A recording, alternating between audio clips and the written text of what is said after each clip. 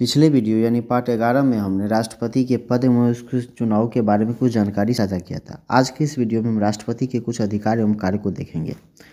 पहला, कार्यपालिका संबंधी अधिकार यानी एक्सिक्यूटिव पावर।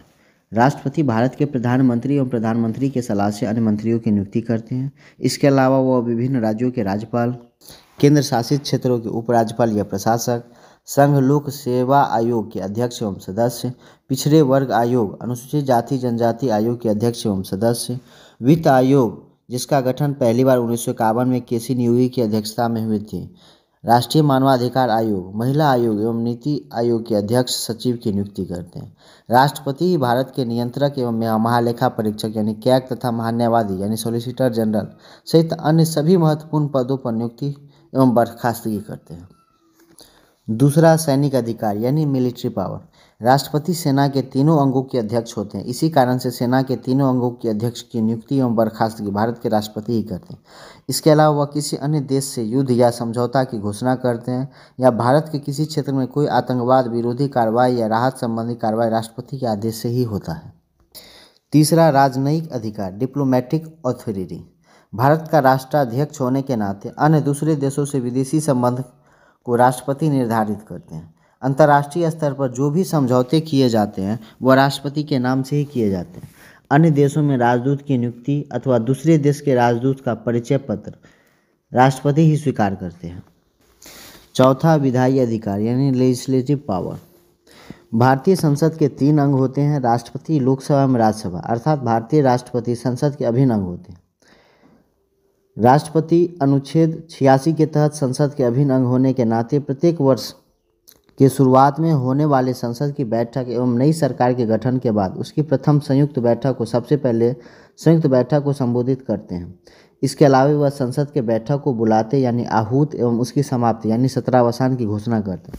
लेकिन संसद के बैठक के दौरान यदि किसी कारणवश कुछ दिनों के लिए लोकसभा की कार्रवाई स्थगित करना हो तब यह स्थगित करने का अधिकार उस सदन के अध्यक्ष को होता है। संसद के दोनों सदनों द्वारा पारित कोई भी विधेयक राष्ट्रपति के हस्ताक्षर के बाद ही कानून बन पाता है। कोई भी विधेयक या प्रस्ताव जब राष्ट्रपति के पास जाता है तो राष्ट्रपति उसे पुनर्विचार करने हेतु एक बार वापस लौटा सकते हैं, लेकिन मंत्रिपरिषद उस प्रस्ताव को दोबारा जिस रूप में भेजे राष्ट्रपति उस पर हस्ताक्षर करने हेतु बाध्य होते हैं। अनुच्छेद 108 के अंतर्गत किसी विधेयक पर मतभेद होने की स्थिति में राष्ट्रपति संसद की संयुक्त बैठक बुलाते हैं।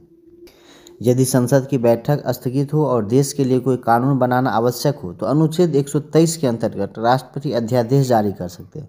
इस अध्यादेश का कानूनी महत्व उतना ही होता है जितना संसद द्वारा पारित कानून का होता है। इस अध्यादेश का कानूनी महत्व 6 माह तक होता है। यदि इस 6 माह के अंदर संसद की बैठक शुरू हो जाए तब बैठक शुरू होने से 6 सप्ताह के अंदर इसे पारित होना आवश्यक होता है। मौलिक अधिकार में कटौती करने से संबंधित कोई भी अध्यादेश जारी नहीं किया जाता। अनुच्छेद 80(3) के अनुसार राष्ट्रपति राज्यसभा में साहित्य, विज्ञान, कला एवं समाज सेवा के क्षेत्र के 12 प्रसिद्ध व्यक्ति को मनोनीत करते हैं। इसके अलावा राष्ट्रपति अनुच्छेद 331 के अंतर्गत लोकसभा में 2 एंग्लो इंडियन सदस्य को भी मनोनीत करते हैं। पांचवा, न्यायिक अधिकार जुडिशियल अथॉरिटी। राष्ट्रपति सुप्रीम कोर्ट एवं हाई कोर्ट के सभी न्यायाधीशों की नियुक्ति करते हैं। इसके अलावा अनुच्छेद 72 के अंतर्गत राष्ट्रपति को क्षमादान का अधिकार दिया गया। इसके अनुसार भारत का सुप्रीम कोर्ट किसी विषय पे अंतिम तौर पर फैसला सुनाते हुए किसी को सजा दे चुका है तब राष्ट्रपति उस सजा में कमी कर सकते हैं या पूर्ण रूप से माफ़ कर सकते हैं। क्षमा की मांग करना अधिकार नहीं है बल्कि राष्ट्रपति से किया गया प्रार्थना है। राष्ट्रपति अपनी क्षमादान शक्ति का प्रयोग कई रूपों में करते हैं, जिसमें पहला लघुकरण यानी कम्यूट। इसके अंतर्गत सजा के प्रकृति में परिवर्तन करते हुए सजा में कमी कर दिया जाता है या उसे माफ़ कर दिया जाता है, जैसे मृत्युदंड को आजीवन कारावास में बदल देना। दूसरा, परिहार्य रिमिशन। इसके अंतर्गत किसी सजा के प्रकृति में बिना परिवर्तन के ही उसकी मात्रा में कमी कर दी जाती है, जैसे 10 वर्ष की सज़ा को घटाकर 5 वर्ष कर देना। तीसरा, विराम यानी रिस्पाइट।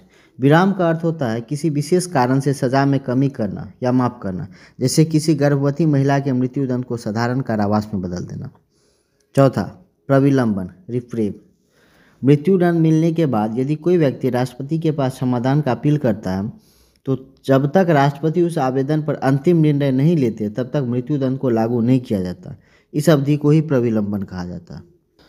अनुच्छेद 161 के अंतर्गत राज्यपाल को क्षमादान का अधिकार दिया गया है। राष्ट्रपति एवं राज्यपाल दोनों का अधिकार एक समान होता है, लेकिन राज्यपाल किसी सैनिक न्यायालय द्वारा दिए गए सजा या मृत्युदंड को माफ नहीं कर सकता। अब छठा अधिकार, आपातकालीन अधिकार। भारतीय संविधान में 3 प्रकार के आपातकालीन अधिकार का उल्लेख किया गया। अनुच्छेद 352 युद्ध, बाहरी आक्रमण या सशस्त्र विद्रोह होने पर। अनुच्छेद 356 राज्यों में संवैधानिक तंत्र विफल होने पे। अनुच्छेद 360 यानी वित्तीय संकट होने पे। अब एक एक करके सभी अनुच्छेदों को देखते हैं। अनुच्छेद 352, यदि भारत पर कोई देश आक्रमण कर दे या युद्ध की घोषणा कर दे अथवा सशस्त्र विद्रोह हो जाए या राष्ट्रपति को ऐसा अनुभव हो कि यह घटना होने वाला, तब राष्ट्रपति अनुच्छेद 352 के अंतर्गत संपूर्ण देश या देश के किसी एक भाग में राष्ट्रीय आपात लागू कर सकते हैं। मूल संविधान में सशस्त्र विद्रोह शब्द का जगह आंतरिक अशांति शब्द लिखा हुआ था, लेकिन 44वां संविधान संशोधन के द्वारा आंतरिक अशांति शब्द को हटाते हुए सशस्त्र विद्रोह शब्द जोड़ा गया। इसी संशोधन के माध्यम से यह भी जोड़ा गया कि राष्ट्रपति मंत्रिमंडल के लिखित सिफारिश के आधार पर ही राष्ट्रीय आपात लागू कर सकते हैं। पूरे संविधान में अनुच्छेद 352 एक ही ऐसा अनुच्छेद है जहां पर मंत्रिमंडल शब्द का प्रयोग हुआ है। राष्ट्रीय आपात की घोषणा होने के 1 माह के अंदर उसे लोकसभा एवं राज्यसभा के द्वारा उसके कुल सदस्यों के 2/3 बहुमत से पारित होना आवश्यक होता।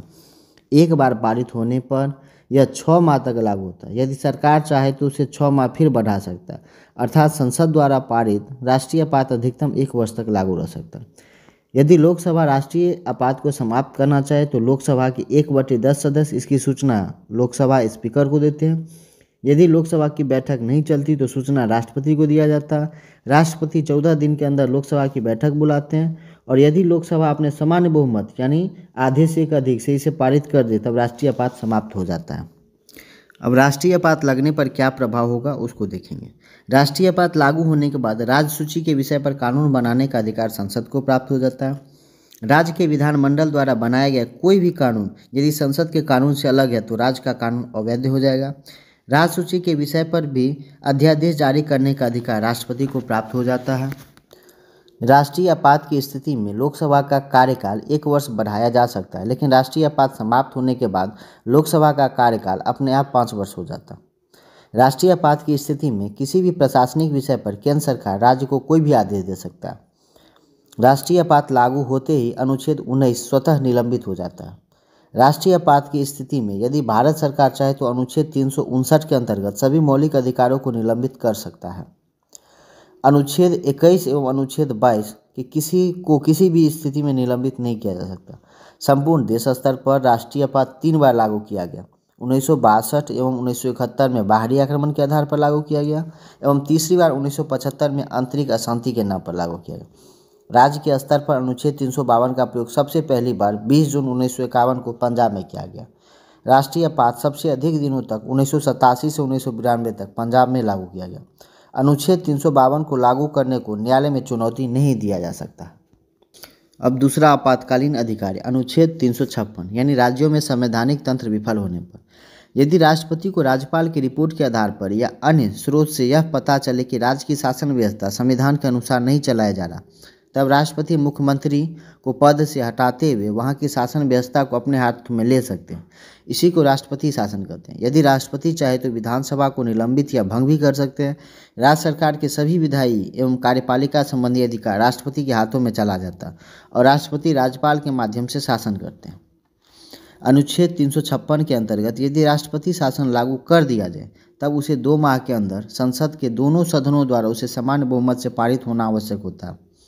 राष्ट्रपति शासन संसद द्वारा पारित होने के बाद 6 माह तक लागू रहता है। यदि सरकार चाहे तो उसे 6 माह के लिए बढ़ा भी सकती है, लेकिन किसी भी स्थिति में यह 3 वर्ष से अधिक लागू नहीं हो सकता। लेकिन 68वां संविधान संशोधन के द्वारा संविधान में परिवर्तन करते हुए इसे पंजाब में 5 वर्ष के लिए लागू किया गया था। अनुच्छेद 356 को न्यायालय में चुनौती दिया जा सकता है। अब तीसरा आपातकालीन अधिकार अनुच्छेद 360 यानी वित्तीय आपात।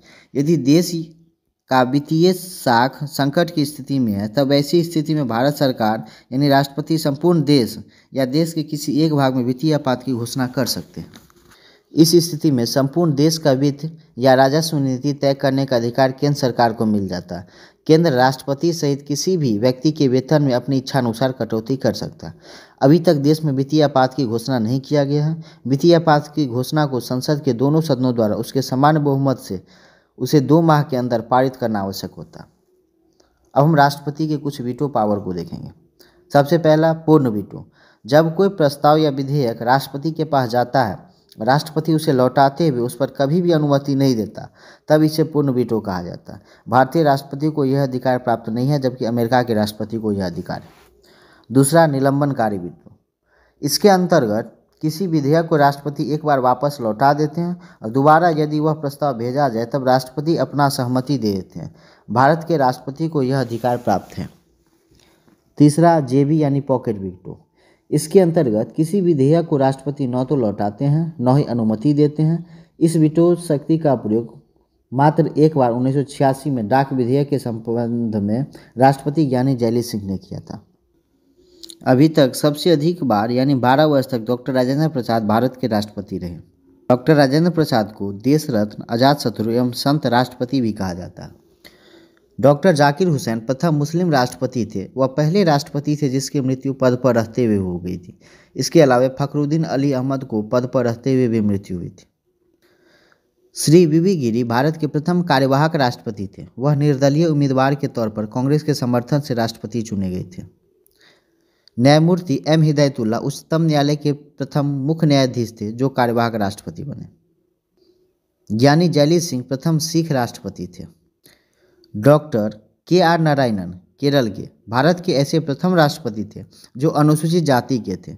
उनकी पत्नी उषा नारायणन म्यांमार की रहने वाली थी।